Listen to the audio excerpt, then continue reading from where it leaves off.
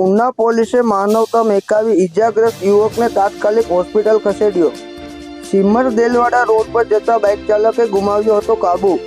યુવકે બાઇકનો કાબુ ગુમાવતા હાથ પગના ભાગે પહોંચી હતી ગંભીર ઇજાઓ। યુવકને ઇજાઓ પહોંચતા રોડ પરથી પસાર થતા ઉના પોલીસ ઇન્સ્પેક્ટર મહેન્દ્રસિંહ રાણાએ પોલીસ વાન રોકી યુવકને સાઈડના ભાગે બેસાડ્યો। બાદમાં ઉના પોલીસે 108ને જાણ